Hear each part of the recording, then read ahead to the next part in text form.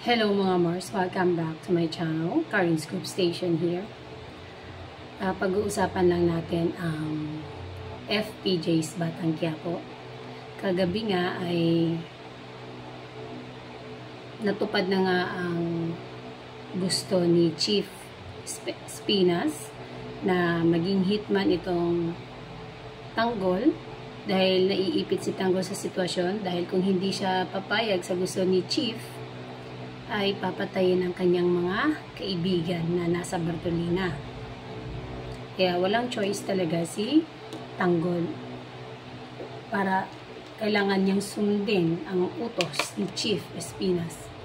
Ngayon, mga Mars, sa ganong eksena na maging hitman si Tanggol dito sa FPJ's Batang Quiapo at pag uutusan siyang may tatapusin na tao, itong isang politiko na inutos na sa kanya ng chief ng kulungan, kasama niya dito si Bubbles. Meron pong umalma at nireklamo po ang ganong klaseng eksena sa FPJ's Batang Quiapo, mga Mars.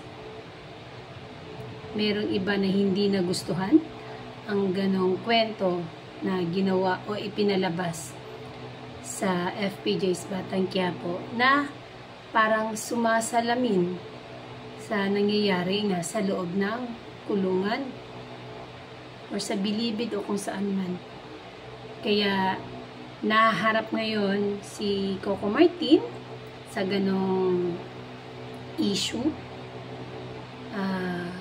Kailangan niyang makipag-meeting sa Bucor at sabi, aayusin ang takbo ng kwento. Basta mag-uusap po muna. At pagkatapos ng pag-uusap na yun ay doon malalaman kung ano ang magiging desisyon.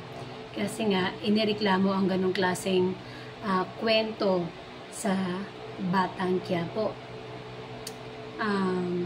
Ito ba ay matatapos na ngayong December o itutuloy pa rin ang FPJ's Batang Quiapo at iibahin ang kwento?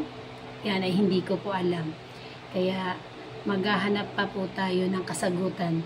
Baka sa susunod na update ko ay meron na akong ma-share sa inyo. Sa ngayon ay may umalma sa ganong kwento or eksena ng FPJ's Batang Quiapo na naging hitman si Tanggol. Dahil si Tanggol ay nandun na nga siya, nakakulong na nga siya at ginawa nga siyang hitman ng Chief Espinas, tama ba ako, na ginagampanan ni Jacqueline Jose.